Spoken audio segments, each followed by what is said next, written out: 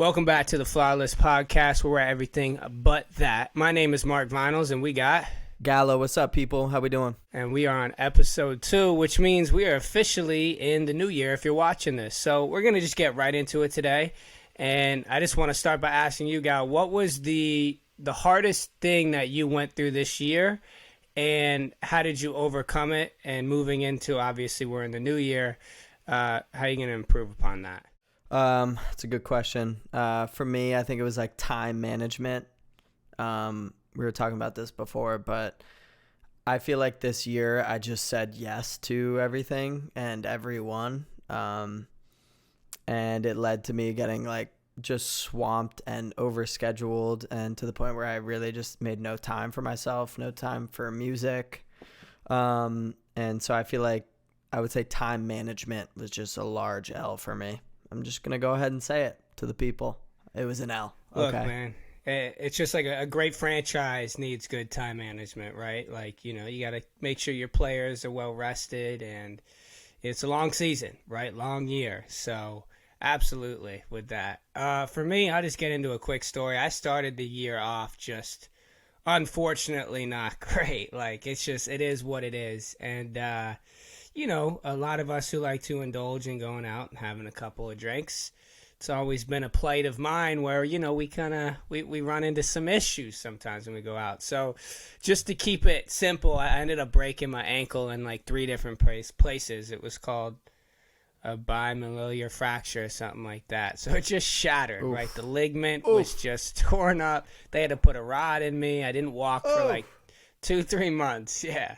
So what I learned, though, through that time, because, like, when you have something taken away from you, like walking, like, literally couldn't walk. I had to crutch to the bathroom. Like, the painkillers that they gave me weren't doing the job, Got to step them up.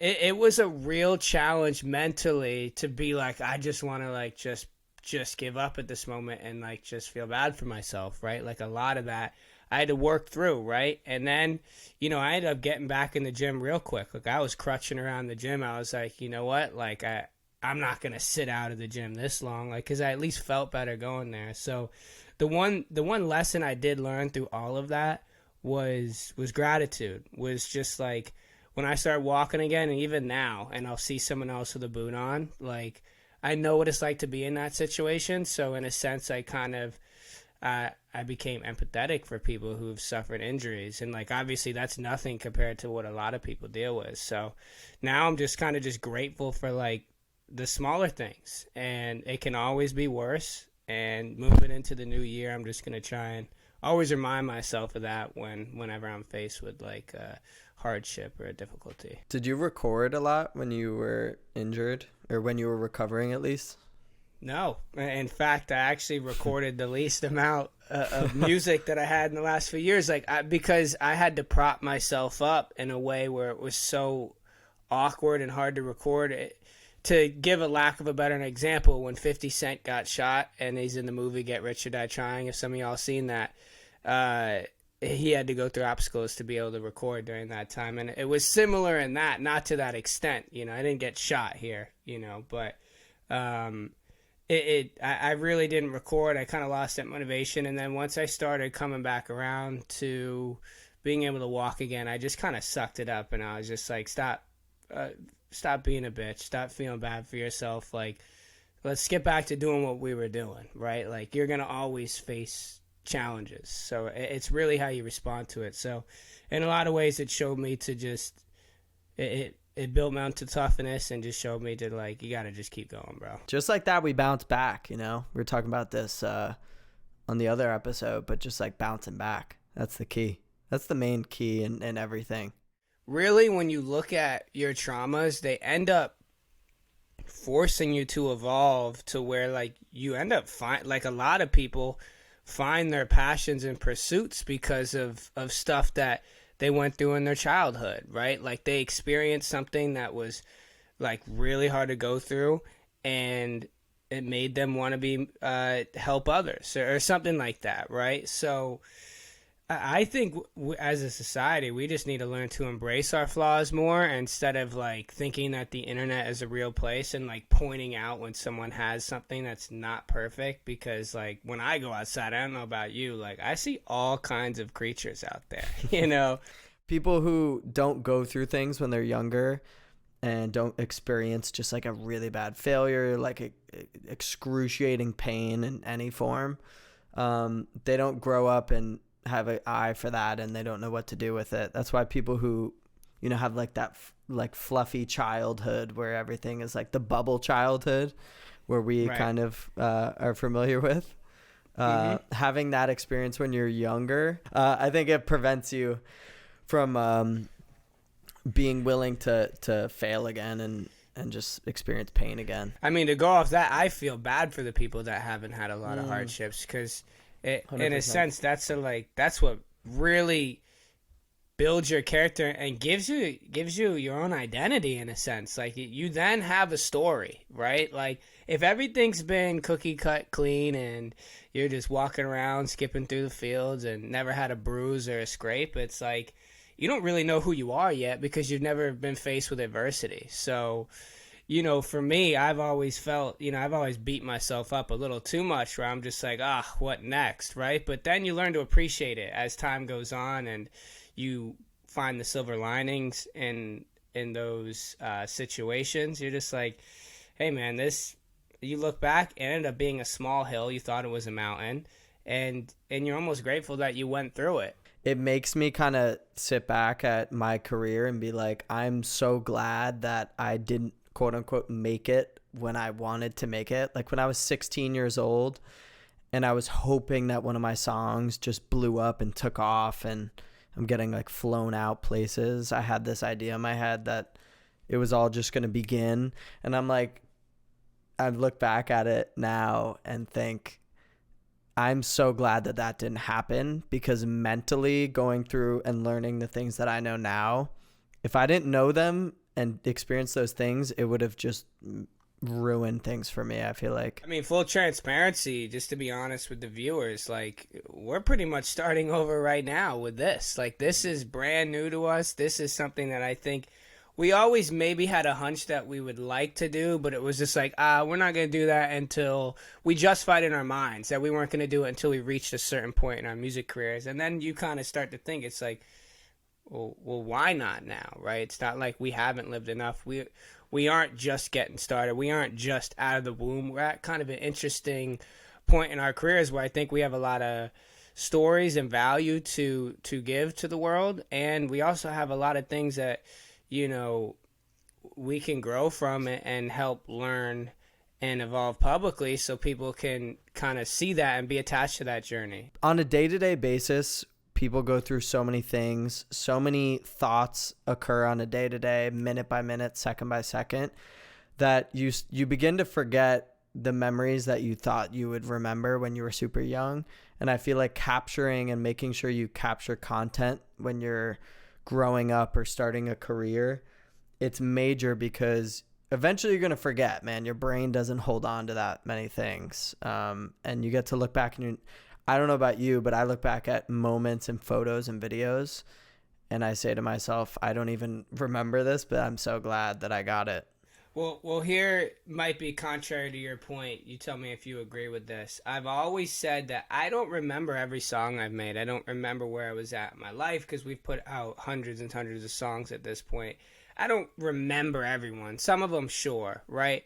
But every music video I filmed and every vlog I filmed, I remember that day vividly. I don't because know, we made it like an event. Like for me, it felt like an event, right? Like I remember that day very vividly. It's not like we each have 50 music videos out.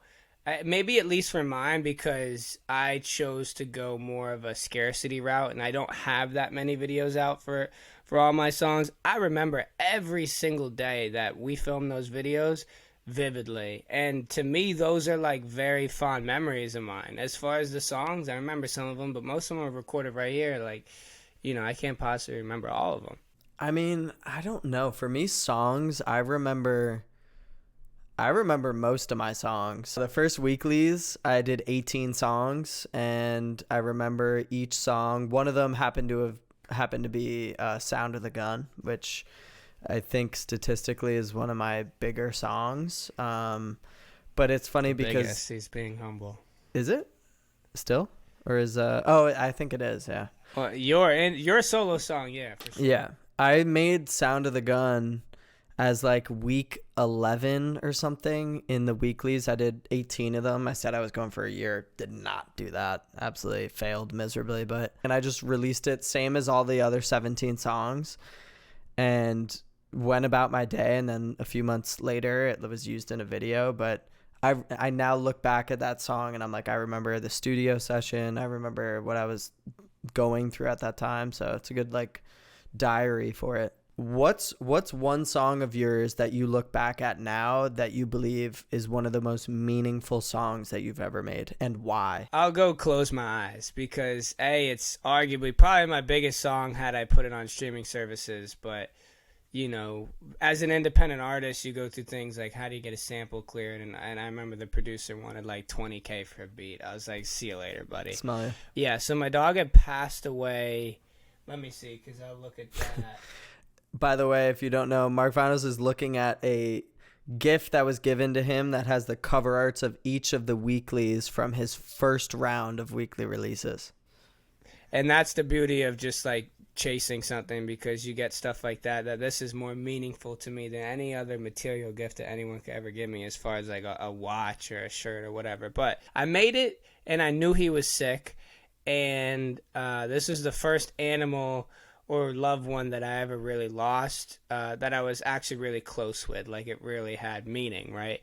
I don't know how to explain it, but it just, something felt like there was something in the air. It didn't take me long to make. It just kind of came naturally. You know, they call it flow state. And immediately when I put it out, like, you're talking no promo, didn't email it to no one, it just started to go. And I remember I showed it to you, and you're like, this is the one. This song, bro, still to this day, I remember that feeling, and I was like, bro, first of all, you got to let me make the art for this. You got to let me shoot the teaser for it. I just, sound-wise, I was like, this felt like the most comfortable and in pocket that I had heard you on at that time. So I was like, bro, this is really dope. That leads me to my question to you. You know, this is for all artists out there, and I think we've done it a couple times. We're not going to both lie and sit like and say every song we've made has been that universal, you know, overarching, it touches all people song. But what do you think is the criteria to make that kind of one of one universal hit? Well, I think it's a couple factors. I think the first factor is just giving yourself the at bat to just make a bunch of music, because you can't just go into the studio and expect you go in once a month, and the time you go in, you make a hit. Most artists talk about, even Drake talks about it, going into the studio time after time, day after day, and just making songs that are trash and that aren't good and that don't have that feel to it.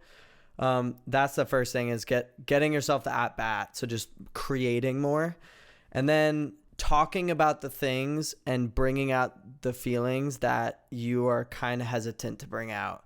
Most of the songs that I love the most that I've made are songs that are like more on the emotional side. I wouldn't say like sad boy. I have a song, Long Way Home, that I made last year that I wrote about moving out of Connecticut and being there for 26 years of my life and leaving with no job and saying goodbye to all my friends and my family. And I remember writing the song, and I was literally like tearing up when I was writing it. And even when I hear it, it brings me back to that. And to me, that feels like one of those songs. But going back to your question, I'd say giving yourself the at-bats, reaching down, talking about things that you're kind of hesitant to talk about, and then just trusting yourself and just being like, even if, you know, this feels weird, it's me.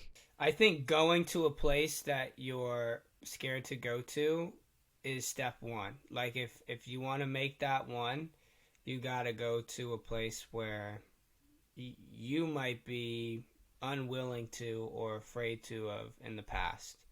Step one. Step two, it needs to be a simple theme oversimplified, right? Like you gotta just like Ed Sheeran songs are all easily but beautifully written. It's like, why didn't I think of that? Right? There was a line that was said,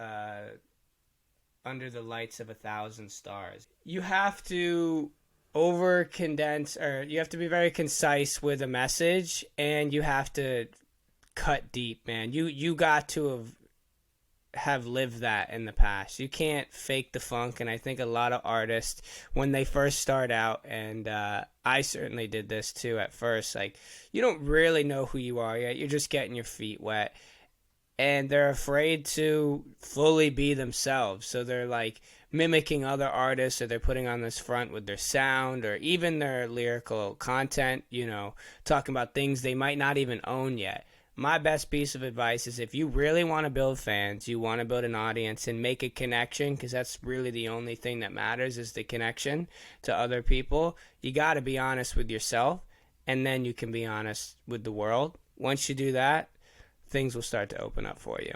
It reminds me of something that I think you've experienced too. Growing up, and when I first started releasing music, I got compared to an all-time inspiration. The person I'm talking about is Mac Miller. Mark Vinyls and I grew up huge fans of him, and I feel like that's actually something that kind of connected us. My sound sounded a lot like him, and sometimes it still does. When I heard that feedback for the first time, I was actually really angry and resentful, because I was like, you know what? I'm not trying to be like a copy, like I don't sound like him. And I was in like denial. And to be honest, it did fucking sound like him. Like it sounded just like this young kid who only listened to him. I had to go through a time period where I was like, I had to address the fact that it was true. And it was something that I had to work on, where people still to this day come up to me and they're like, yo, bro, dude, you sound like Mac Miller, dude. You sound like G-Eazy and this dude Eminem. And it's like, you have to create enough to be like, okay, these are my inspirations. This is the sound that I tailor to. But you can't ever stop exploring new styles and new sounds. Hearing all those times that I sound like Mac Miller made me want to make music that sounded nothing like him. A lot of it took his passing to realize that it was the ultimate compliment. I don't think we get that as much anymore, but we've also lived a lot more life from being 20, 21 and starting out making music to now where we're, 27, and just our palette has expanded, our life experience has grown. So yeah, of course we're not gonna make the same music as we did when we first started, and that's why it's always been funny to me when people like knock artists, like, yeah, nothing's better than that quote unquote first project they ever made. And it's just like, you got to make more like that. It's like, I'm not the same person as I was when I made something like Angels and Demons 5 years ago. Like, that's not being replicated, and I never want to feel like I have to replicate or duplicate something that I've already done. Like, the whole point of life is to evolve and grow and try new things and do new things. So I'm hoping I could make a new Angels and Demons 10 times better, with more of the impact, with more of the experience shown that I have in that future song, then try and make something like that, which is like, yeah, it was cool at the time, but we're not at that point anymore. An artist doesn't want to be tied to one specific sound and one thing. And the moment that a community starts being like, you need to make this, or we prefer this or that, you don't feel the freedom as much anymore, because the whole point of making music for me is just the idea that I can make whatever. Any given day, at any given time, I could go into the studio, I could make the weirdest song ever. I could go in, I could make some aggressive shit where I'm like, bro, we got to play this tonight, bump it before we go out. I love the fact that I don't have to be tied down to a certain sound where it's like, this is a separate subject, but if you get signed to like a label or something and you're known, or your fan base knows you for a certain sound, you almost feel like this thing in the back of your head being like, all right, well, we got to stick to that because that's the formula that's working. I love the fact that I can make whatever the fuck I want anytime I want to. Life is about momentum, and we always have this conversation where if you're making 9 consecutive good decisions in a row and you're forced with a tough one, do I do this or do I do that? You're more likely to make the smarter decision because you built up momentum. Now, if you've been laying in bed for weeks, months at a time, eating poorly, not going to the gym, it becomes increasingly harder to get up and make that smart decision because you got no momentum in your favor. I've checked myself a lot of times knowing that, I'm not doing enough, right? And you just got to build good momentum. And I think just stuff like that is compounded interest and good things starts to come. But you got to also give without expectations. You got to just work hard without thinking that things are going to come from it and be okay with the result. Let's make the end of this episode some lighthearted, just kind of rapid fire questions, and then we'll end the episode with giving a viewer, whoever we have at this stage, right, a chance to ask us a question in which we'll start next episode with. You are a single male, right? Is that okay to say? Yeah. Okay. You get to choose 2 wingmen. You get to choose 2 wingmen. You could choose a girl. That's totally fine.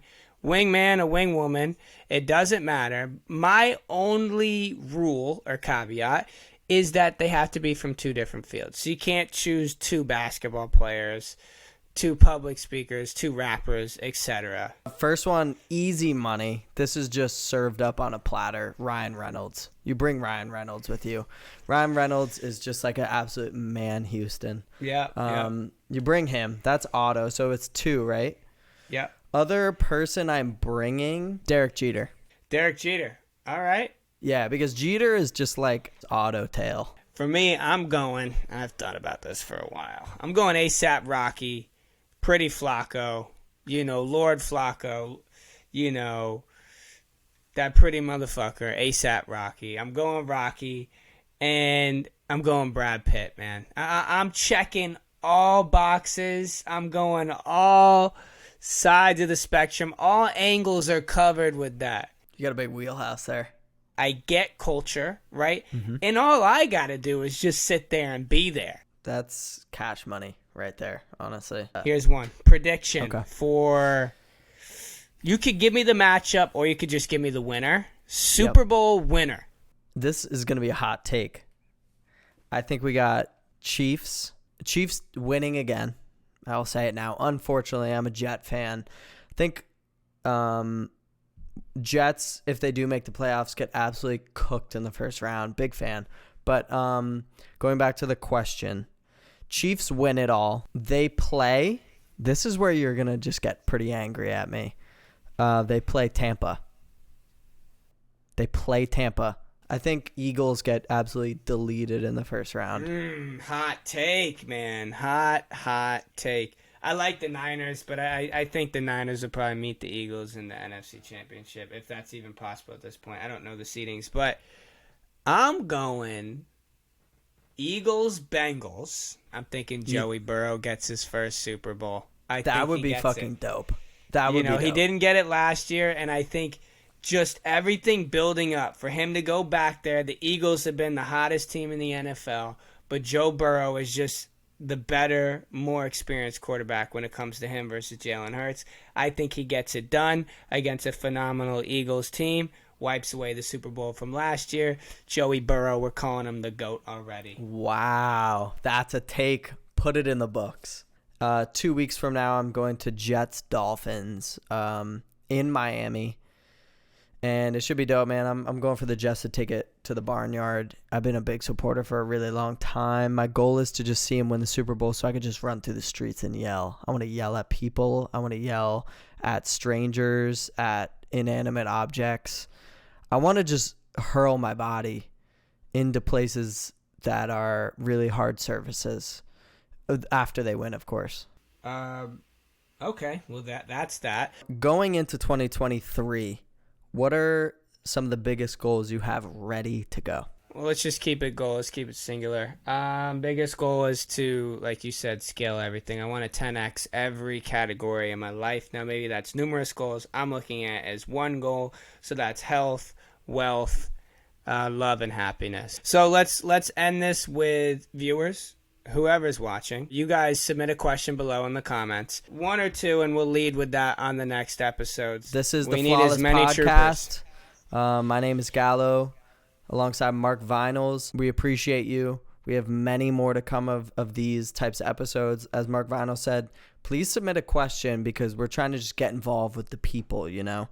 And, you know, we appreciate all you guys listening. We ramble, we stutter, we mess up. We have really bad takes, like me thinking the Tampa Bay Buccaneers are going to the Super Bowl. That's why we do this. So I appreciate all you guys. Thank you. Come be a part of something at the way beginning and grow with us. And at the end of the year, when we're all doing toasts and drinking champagne and things have grown, you guys get to say, hey, man, that was a really cool thing to be a part of, and it inspired me to do this or that.